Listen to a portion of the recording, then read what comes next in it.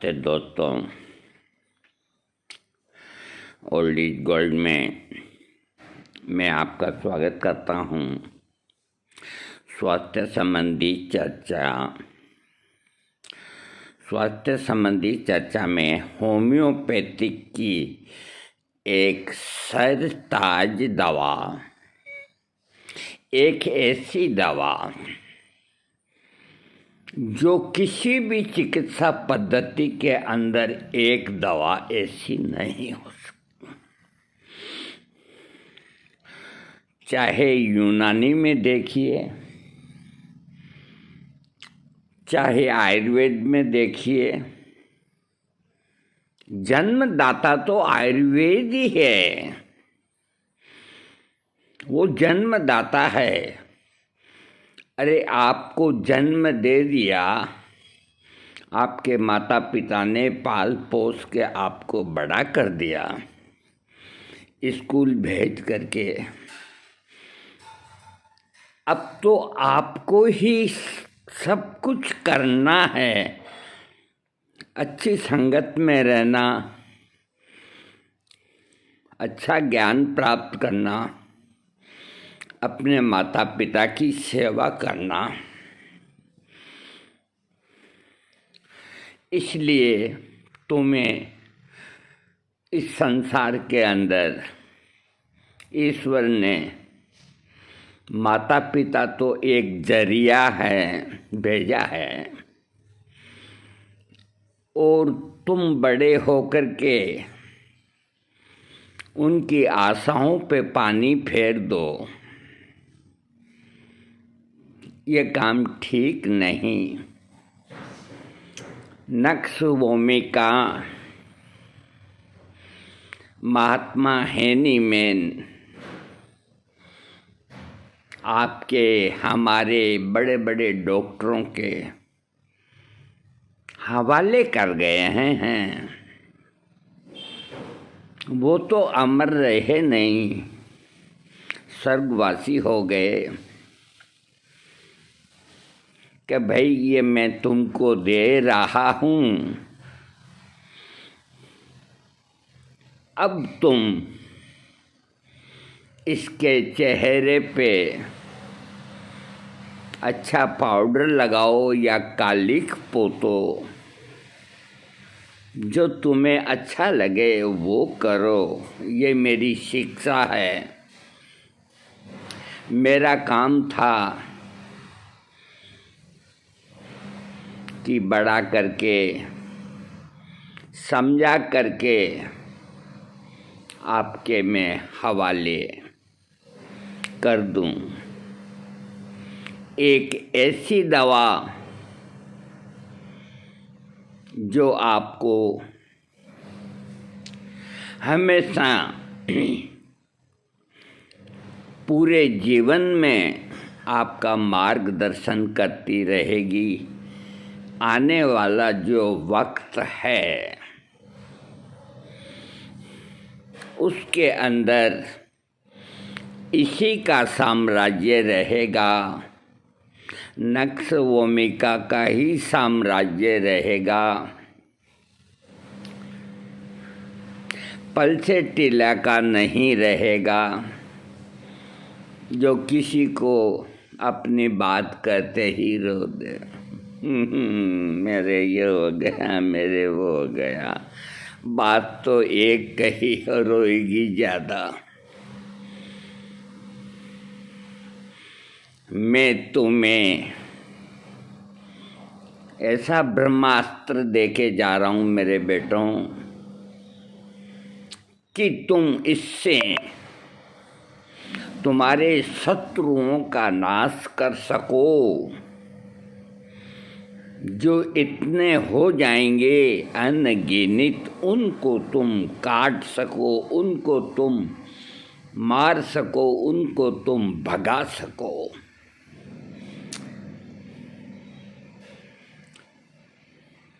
रावण को भी, मेघनाथ को भी ब्रह्मास्त्र दिया गया ब्रह्मा जी ने, कि इसका संसार में कोई तोड़ नहीं।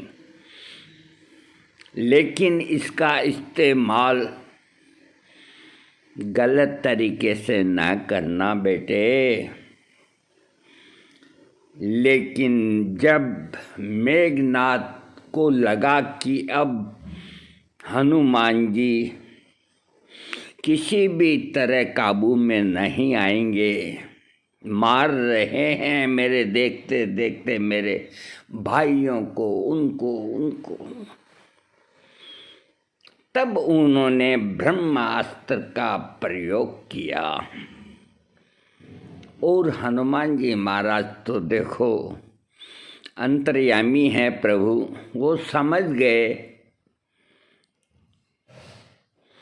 इसकी तो इज्जत करनी होगी। ये ब्रह्मा जी का दिया हुआ ब्रह्मास्त्र है। और उन्होंने अपने आप को अरेस्ट करवा लिया। अरे हनुमान जी को कोई अरेस्ट कर सकते हैं? है किसी संसार की ऐसी कोई ताकत जो हनुमान जी को अरेस्ट करे? वो जान करके अरेस्ट हो गए ताकि इस ब्रह्मास्त्र की लाज रहे। तो आपको महात्मा हेनीमैन ऐसा ही ये नक्सभूमिका ब्रह्मास्त्र देखे गए हैं और आपने इसको बहुत हल्के में लिया। बस 2 ही काम के लिए लिया, अधिकतर 3-4 काम के लिए लिया। कभी किसी अच्छे लर्नेड डॉक्टर ने इसके बारे में कुछ समझाया ही नहीं कि ये क्या है। तुम कितने भाग्यशाली हो कि तुम होम्योपैथिक डॉक्टर हो।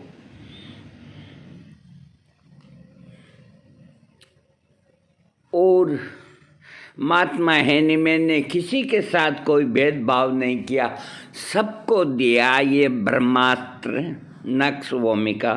तुम ये नहीं कह सकते कि हमें नहीं दिया, औरों को दिया, सबको दिया। लेकिन आप सब ने उसको ऊपर की ऊपर ताक के ऊपर रख दिया।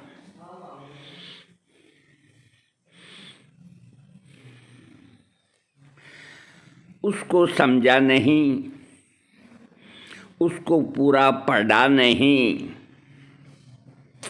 उसकी बारीकियों पे गए नहीं कि महात्मा ने क्या कहा है।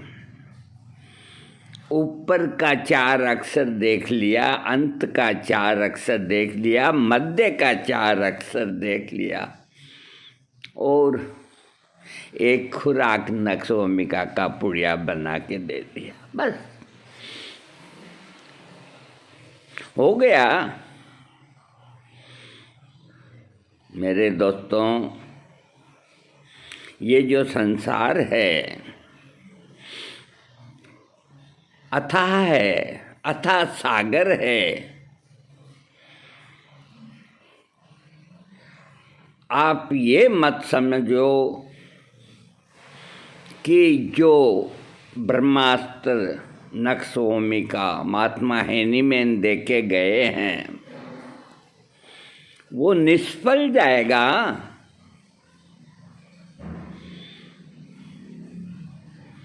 नहीं जाएगा।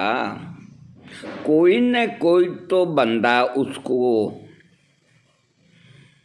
समझेगा, सुनेगा, पढ़ेगा और उसका सही इस्तेमाल करके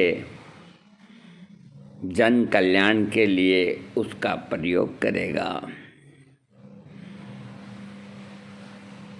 मैं ये नहीं कहता कि मैं कुछ जानता हूँ, मैं ये कहता हूँ कि नक्सभूमिका जो महात्मा हेनीमैन देके गए हैं और मैं इसके बारे में आपको वीडियो दे रहा हूँ। तो आप यूँ मान के चलिए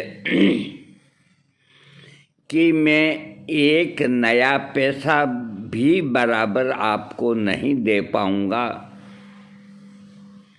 इस जन्म में क्या मैं 7 बार भी जन्म ले लूँ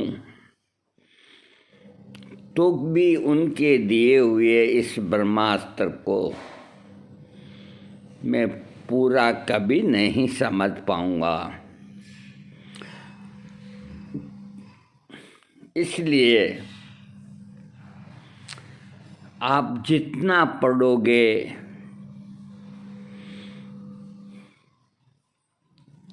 जितना आप गहराई में जाओगे आपको अच्छे से अच्छा मोती मिलेगा। समंदर के अंदर जिसका कोई छोर नहीं, मोती ऊपर भी मिल जाएंगे, वो कम कीमती होंगे, और आपको और खूबसूरत और बढ़िया कीमती मोती चाहिए तो आपको और मेहनत करनी, समुद्र की तह तक जाने की कोशिश करनी होगी और आपकी मेहनत बेकार नहीं जाएगी। आखिर आप निकाल के ले ही आएंगे मोती। अपने आप को जो भी होम्योपैथिक के डॉक्टर हैं, जो होम्योपैथिक में रुचि रखने वाले हैं, अपनी किताब को खोलें, नक्श भूमिका को खोलें। आपको ये सोचने पर मजबूर होना पड़ेगा कि ये जो नक्श भूमिका है, जिसे हम यूं ही छोटी मोटी दवा समझ रहे थे, हम कितनी बड़ी भूल में थे। आपको अपने मन में ये सोचना पड़ेगा, सामने किसी के नहीं तो अपने दिल में सोचना पड़ेगा। और ये इतनी शक्तिशाली है जिसका मेरे को अब तक पता नहीं चला। अब मैं इसके एक एक अक्षर को पढ़ूंगा और उसको सिर्फ पढ़ने से कुछ नहीं होता,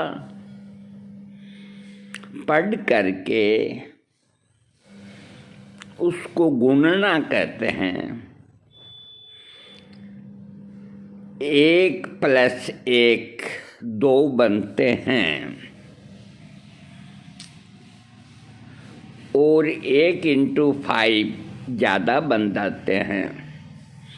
आपको उसको गुणना करना पड़ेगा, उसको विस्तारीकरण देना पड़ेगा, उसको समझ करके जन कल्याण के लिए उसका सही प्रयोग करना पड़ेगा ताकि सबका भला हो। जो कोई बीमार है, वो कोई भी क्यों ना हो, बीमार तो बीमार है, चाहे वो गरीब हो, चाहे अमीर हो, चाहे कोई भी क्यों ना हो, वो दया का पात्र होता है। कभी ये ख्याल न लाओ कि ये बहुत बड़ा आदमी है, बैठा रहने दो थोड़ी देर, इसको भी आज बड़ी मुश्किल से आया है। अथवा आप कोई बड़े आदमी की चिकित्सा कर रहे हैं और कोई बेचारा गरीब 1.5 घंटे से बैठा है और आप ये सोच रहे हैं कि ऐसे तो आते रहते हैं, बैठे हैं, ये क्या देके जाएगा मेरे को, पहले इनको निपटा दूं, बड़े वालों को जेब गरम कर लूं। नहीं, पहले उसको बुलाओ जब तुम्हारी निगाह पड़ ही गई कि ये आदमी गरीब है, कपड़ों से और से 2 घंटे से बैठा है इंतजार में, पहले उसको बुलाओ चपड़ासी को कह के, ये पैसे वाले जो हैं ये कोई दिक्कत नहीं, इनके यहाँ के यहीं के हैं, फिर आ जाएंगे। तो पहले उसको बुलाओ, अपने सामने बिठाओ। हाँ बाबा बोलो, तुम्हें क्या तकलीफ है? क्या हुक्म? कुछ दिनों से पेट में जाने क्या क्या होता रहता है। मैं मेहनती आदमी हूँ, अब मैं दिन भर पेट पकड़े पड़ा रहता हूँ तो कैसे काम चलेगा मेरा?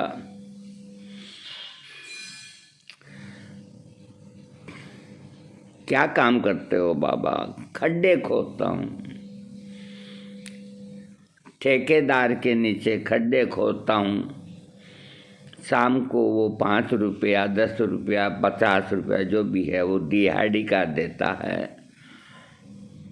उसका अनाज खरीद के, आटा खरीद के, चारने का तेल लेकर के, दोआने का लहसुन लेकर के, बाँट बूँट के खा पी के सो जाता हूँ। लेकिन रात को नींद नहीं आती डॉक्टर साहब। नींद क्यों नहीं आती भाई? कि मेरे पेट में जाने क्या क्या होता है, क्या होता है मेरे को बताओ भाई, समझाओ। डॉक्टर अगर मैं ये जानता तो मैं आपकी शरण क्यों आता? तो चिकित्सक उठ करके उसके कब बताओ तुम्हारे कहाँ क्या होता है। तो वो अपना पुराना कमीज ऊंचा करके बताता है कि यहाँ मैं रोटी खाता हूँ, उसके बाद मेरा भारी हो जाता है। और क्या होता है, तो क्या होता है ये, इसकी वजह से नींद नहीं आती, दर्द करता है और कभी कभी कब्जियत हो जाती है। हम मज़दूर आदमी हैं, हमारे कोई पक्के टॉयलेट नहीं, हम कहाँ जाएं कहाँ नहीं जाएं, बड़ी दुविधा है। डॉक्टर साहब मैं आपके चरण पकड़ता हूँ, आप मुझको ठीक कर दो। आपका नाम सुन के मैं आया हूँ, पास गांव से आया हूँ, 2 कोस पैदल चल के आया हूँ, मुझको दवाई दो। मैं पैसे भी लाया हूँ। और यूँ करके उसने अपनी फटी हुई कमीज की जेब में से एक 10 रुपया का नोट, आज के वक्त का यूँ मान लो, डॉक्टर साहब मैं पैसे भी लाया हूँ, मेरा इलाज करो, उनकी टेबल पे डाल देता है।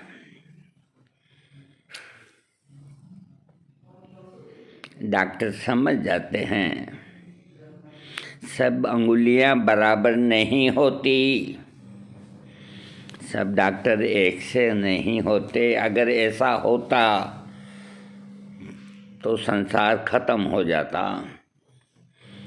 बुराई और अच्छाई दोनों होती है। तो डॉक्टर ने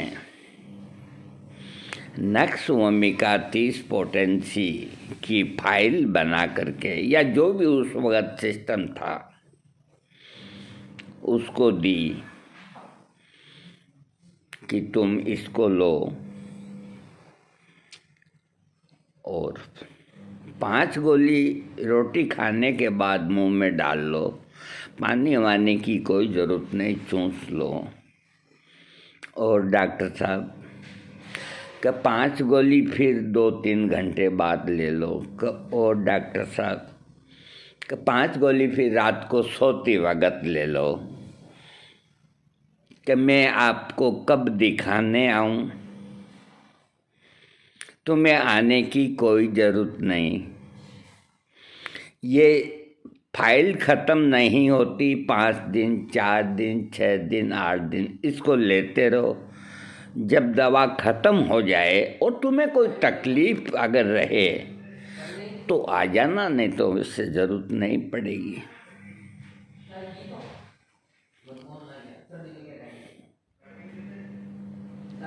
कि ये 10 रुपये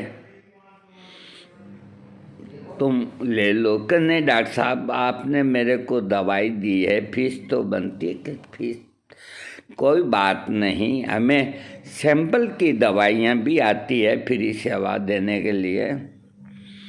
तुम रखो, नाश्ता पानी करके और अपने गांव जाओ। बाबा जाओ, चपड़ासी को कहा कि इनको बाहर तक छोड़ के आओ। ये होती है एक इंसानियत। डॉक्टर को भगवान कहते हैं, क्योंकि भगवान का प्रतिनिधित्व करने के लिए डॉक्टर होता है। किसी को कोई तकलीफ होती है, अपनी तकलीफ को 2 को ही बताओ, डॉक्टर को बताओ या श्री राम को बताओ। तीसरा आदमी तुम्हारी तकलीफ को कभी ठीक नहीं करेगा,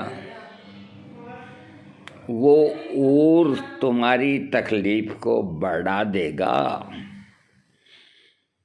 तो ऐसों के पास गिड़गिड़ाने से क्या फ़ायदा जो तुम्हारी कोई मदद नहीं कर सकते, बल्कि तुमको और ज़्यादा डरा देंगे।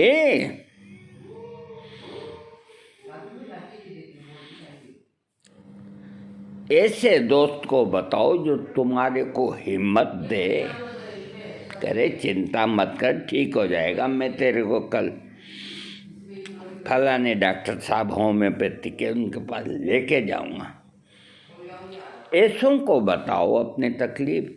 और तुमने ऐसों को बता दिया, अरे यार तेरे तो बहुत ख़राब बीमारी लग गई, ये तो ठीक होनी बहुत मुश्किल है, तो तुम आधे मरे हुए तो पहले थे रोग से, आधा तुम्हारे दोस्त ने तुमको मार दिया।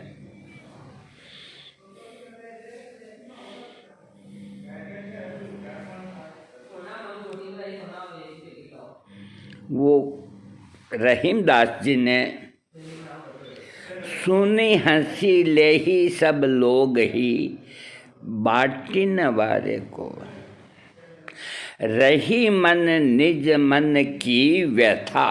रहीमदास जी क्या कहते हैं, रही मन निज मन की व्यथा, मन ही राखो गोई, सुनी हंसी ले ही सब लोग ही, बांटी न वारो कोई।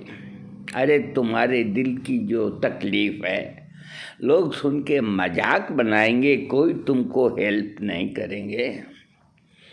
रहीमदास जी कह गए हैं। तो वो रोगी फाइल लेके गया और उसने जो डॉक्टर ने नक्सोमिका 30 दी उसका प्रयोग किया। 3 दिन में ही ठीक हो गया। लेकिन वो अपने बेटों को कहता है कि डॉक्टर बहुत जोरदार है,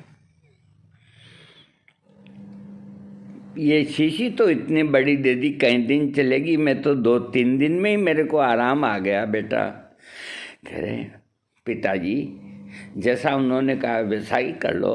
कहाँ, बहुत बढ़िया है, बहुत बढ़िया। अपनी जेब के अंदर इस तरह से वो शीशी को रखता जैसे कोई अशर्फी हो, और निश्चित समय पर दवा का प्रयोग करता। 7 दिन बाद वो भूल ही गया कि मुझको क्या रोग था क्या नहीं। अरे भाई पेट भरने के लिए उसको तो खड्डे खोदने हैं। वो रोगी रोग मुक्त हो गया। मैंने इसके पहले आपको ये भी कहा था, आप भूल जाएंगे लेकिन मुझे भूलना नहीं, मुझे अभी बहुत कुछ याद रखना है कि नक्श होमिका मेहनती आदमी की दवा नहीं होती। और आप इधर कहेंगे कि आपने एक मजदूर को नक्श होमिका से ठीक करवाया, हो गई ना बात। थोड़ा मैं इसको भी आपको समझा देता हूँ। मजदूर है, गरीब है, सब कुछ है, बीमार तो सभी होते हैं, बाकी वो रोज बीमार नहीं होते तुम्हारी तरह, वो हाय तौबा नहीं करते तुम्हारी तरह, वो 50 जांचें नहीं करते तुम्हारी तरह। बस उनको तो यही होता है कि अब ठीक नहीं हो रहे, कोई डॉक्टर को दिखा दे।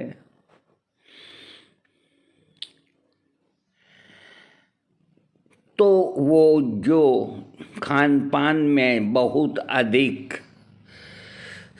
लहसुन, खराब से खराब तेल इन मजदूरों को ये दुकानदार बेचते हैं, जो शनि महाराज के जो होते हैं वो शनिवार के दिन घर घर तेल मांगते हैं। ये तेल वो शाम को एक किराने की दुकान पे जाके बेचते हैं। तो आपके घर आए तो आपने तिल का तेल डाल दिया उसके बर्तन में, फलाने के घर गए तो सरसों का डाल दिया। कोई जहर नहीं डालते, सब अच्छी चीज़ डालते हैं। किसी ने मूंगफली का डाल दिया, किसी ने सरसों का डाल दिया, यूं करके कोई 10-12 तरह के तेलों का वो मिश्रण होता है जिसका कोई नाम नहीं दिया जा सकता, वो एक कॉम्बिनेशन बनता है। कभी आप कॉम्बिनेशन आप कैसे बना सकते हैं? आप बना ही नहीं सकते। तो कॉम्बिनेशन बहुत बढ़िया काम करता है।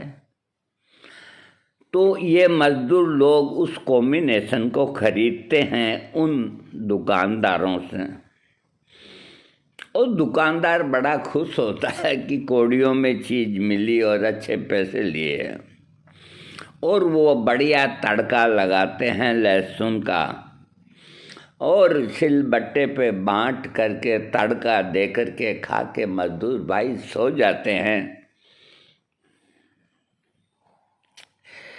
अब 7 तरह के तेल हैं तो वो सब अपना अपना फायदा तो करेंगे, किसी ने जहर तो डाला ही नहीं। फिर भी आदमी देखो उम्र के हिसाब से और के हिसाब से, वो मजदूर है तो क्या हो गया, कोई अमीर है तो क्या हो गया। डॉक्टर ने पहले उसकी पूरी बात सुनी और वो समझ गया कि इसके पेट के अंदर इसकी हाजमा शक्ति इसकी उम्र को देखते हुए कमज़ोर पड़ गई है, उसको दुरुस्त कर दें तो ये आदमी ठीक हो जाएगा। और तब उन्होंने उसको नक्श होमिका दी। ऐसे नहीं दी कि आया कोई गरीब आदमी उसको टिका दिया, ऐसे नहीं, इस तरह से आप दें। ये मैं इसलिए बता रहा हूँ आपको क्योंकि कहीं आप है जो पैसे ही पैसे वालों को, अमीरों को ही नक्श होमिका दे के ठीक करें, और जो बेचारे मजदूर हैं तो वो दुख पाते ही रहे। नहीं नहीं, ऐसा नहीं, सोच समझ के उनको दो। नक्श होमिका के रोगी का स्वभाव भी पूछ लो, कैसा है, क्या है। गुस्सा, मैं कहता हूँ नक्स भूमिका की पेशेंट को इतना गुस्सा आता है कि वो जब खाना बनाती है तो उसका छोटा शिशु बार बार उसको तंग करता है तो वो उसको पकड़ के चूल्हे के अंदर झोंक देती है। इस कदर का गुस्सा नक्स भूमिका पेशेंट को आता। बताया किसी डॉक्टर ने, बताया तो बहुत अच्छी बात है, नहीं बताया तो हमने बता दिया। ऐसा गुस्सा उसके शिशु से कोई उसका बैर नहीं, लेकिन उसके शरीर में जो तकलीफ है उसकी बच्चे की माँ के शरीर में, और वो तकलीफ के अंदर रोटियां बना रही, पेट भरने के लिए खाना तो खाना पड़ेगा, और बच्चा बार बार आके, वो बच्चा क्या जाने कि माँ को तकलीफ है। 4 महीने का शिशु, 6 महीने का, गुड़कता गुड़कता फिर माँ के पास गया, उधर रहे 2-3 दफ़ा तो हाथ से उधर उधर किया, मानता बच्चा क्या जाने। आखिर गुस्सा आता, जो पकड़ दो, चूल्हा जलते थे पहले, अब गैस जलती है। यहाँ तक लिखा गया कि चूल्हे में भोंक फेंक देती है। अरे वो ही माँ चूल्हे में फेंके फौरन निकालती है, उसकी मलहम पट्टी करती है। मैंने गुस्से में ये क्या कर दिया। उसकी ऐसी भावना नहीं रहती कि ये मेरे को परेशान कर रहा है, मैं अपने बच्चे को मार दूँ। लेकिन गुस्सा इस कदर माथे पे सवार रहता है, चिड़चिड़ापन और गुस्सा, कि वो अपने बालक को चूल्हे के अंदर धकेल देती है। दोस्तों, 32 मिनट हो गए। कल हमने भाग आपको 4 दिया था, आज का ये भाग 5वां है। देखो, इसमें कभी मिस्टेक हो जाए तो कोई ऐसी बात नहीं, ये 5वां भाग है। अब हम धीरे धीरे आपको, ये नहीं कि आपको मझधार में छोड़ देंगे, नहीं, आपको पूरी नदी पार करके उस पार सही सलामत पहुंचाने की हमारी जिम्मेदारी है। आपको दुरुस्त करके आपको आपके घर तक जाने की हमारी जिम्मेदारी है। हम अगली बार फिर मिलेंगे, तब तक आप नक्स भूमिका का अध्ययन कीजिए, उसको पढ़िए, जल्दी जल्दी घास न काटें, एक एक शब्द को पढ़ें, क्या लिखा है, किसके लिए लिखा है, किसने लिखा है, इन सब को अपने अंदर उतारिए। क्योंकि आप कुशल चिकित्सक होंगे तो आप सबका इलाज कर पाएंगे, सस्ते में इलाज कर पाएंगे, गरीबों के आप हमदर्द बनेंगे, गरीबों के आप मसीहा बनेंगे, और इन जर्राहों से आप रोगी को बचा लेंगे। हिपरसल्फ के अंदर डॉक्टर केंट ने कहा कि एक गुमड़ा फोड़ा हो गया और तुम एक सर्जन के पास, जर्राह के पास, वो जर्राह बोलते हैं, फारसी लफ्ज़ है, यानी कि चीर फाड़ करने वाले को जर्राह बोलते हैं। और तुम उस जर्राह के पास गुमड़ा लेके चले गए और उसने नस्तर लगा करके तुम्हारे को 1 महीने तक लटका दिया, ड्रेसिंग प्रेसिंग करके, तुम्हारा कितना ही खर्चा करा दिया। इस हिपरसल्फ को लो, 1,00,000 पोटेंसी में लो। तुम्हें कुछ करने की ज़रूरत नहीं। गुमड़ा कच्चा है तो ठीक है, पक्का है तो ठीक है। ये जो किताबों में लिखा है कि लाल है, बेलाडोना दे दो। पक गया है, साइलिशिया दे दो। अरे तुम उसके गुमड़े को और ख़राब करोगे, उसके रोग को और बिगाड़ोगे। डायरेक्ट ही पर सल्प दे दो 1,00,000 पोटेंसी या 10,000 पोटेंसी में। रोगी का बला बल देख करके कि और तो कोई रोग नहीं, और वो एक ही खुराक उसको पका देगी, उस फोड़े को बहा देगी।